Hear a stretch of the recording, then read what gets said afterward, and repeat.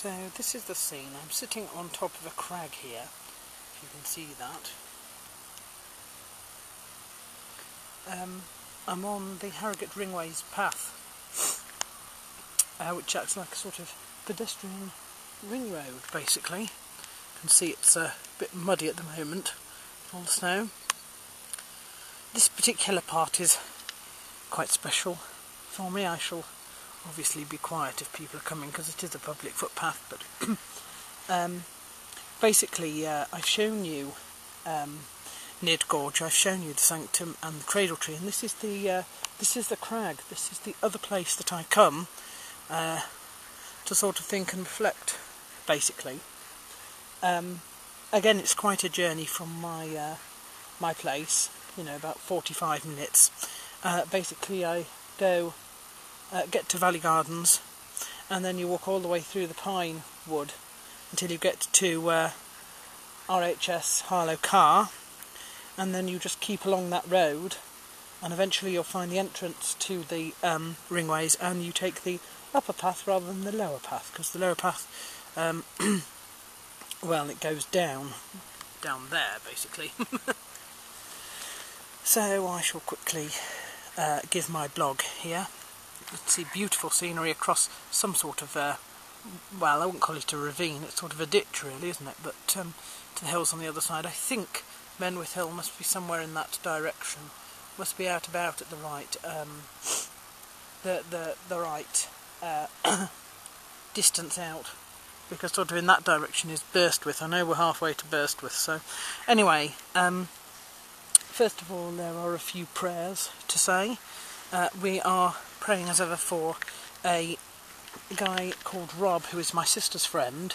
He's out on deployment with the British forces in Afghanistan. He is in fact a bomb disposal expert, so he his job places him in double jeopardy, so to speak, and we must keep him in our thoughts and prayers until he comes home.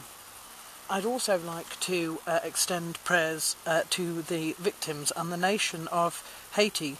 Haiti is a small island community in the Caribbean. It actually shares half an island with the Dominican Republic, I believe. Anyway, about a week and a half ago, there was quite a large earthquake, and the capital city has literally been razed. I mean, for all intents and purposes, it doesn't really exist anymore. It was absolutely destroyed. The afterquakes were huge as well. They were hardly small. They were earthquakes in their own right. The whole country, which of course is third world, incredibly poor, I mean, it's just suffered intensely over the last sort of 2 weeks. Aid is although aid is being given, it's struggling to reach them because of course there is no roads, there's no access. So I think we should extend our thoughts and prayers out there. A lot of the mixed martial arts community has actually expressed the same thing in video logs and the likes. I know for a fact Vondelay Silva has said something, and Macken Semizide was the other person. I believe he has extended family that are actually out there, living there. So this must be a terrible time for him, and of course a terrible time for them as well. So if you can give, I urge you to. If not, you must pray. You know, I know that a lot of people have been saying, you know, that it was a culture that sort of thrived on various spiritual beliefs that were not quite Christian. But you know, hey ho, half the world is heathen now. That's no excuse not to pray for them. Little fact here, the people you pray for do not have to be Christian, so let's not let that stand in our way. On to some good news now. The Sucker Punch fighters from last week, we had Levon Maynard and we had Ryan Sturdy. They have both won their prospective matches, so well done to them. And our forum moderator Jojo had some bad news, and that is that his fight this week has been cancelled. So that's a shame. I was looking forward to that. I'm sure he was training very hard for it, so I hope they manage to find him someone else to fight very, very shortly.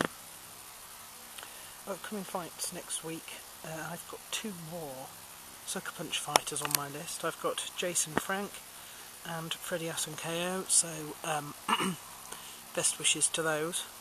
Obviously we've had a good turnout recently. I don't know much about Ryan, but Levon Maynard, he's my favourite, well, one of my favourite Sucker Punch fighters, and he did very well, so let's hope they can carry on the trend. There's 2 other things to say, and the first one is that I'm going to be filming my sister's wedding in about a year and a half's time, which I'm looking forward to.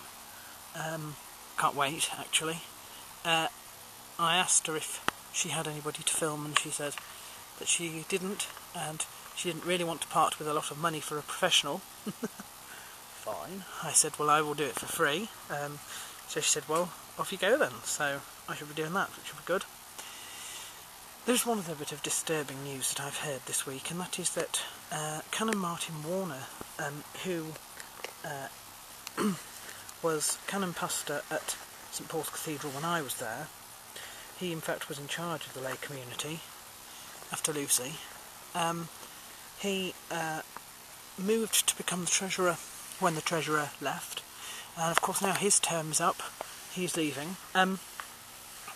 I have heard news that he is to be consecrated this week, in fact, in York Minster, to begin as Bishop, or Suffragan Bishop of Whitby.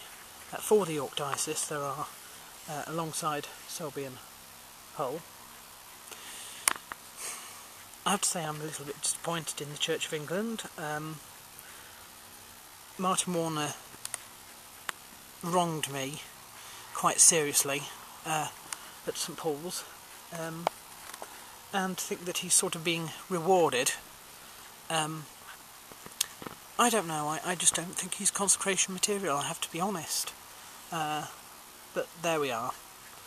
Perhaps it's irony that he's being consecrated the same week as you have the festival of the conversion of Saul, of course, who became St Paul, because Saul spent his life persecuting Christians, so to speak, was responsible, of course, for the first Christian martyr, St Stephen, had his conversion on the road to Damascus, and, well, should really, I think, have been the 12th apostle that had placed Judas, although the church didn't wait before electing another one, but I think he should have been. Perhaps Martin Warner will be able to transform, people. Perhaps he'll undergo his transformation, I don't know.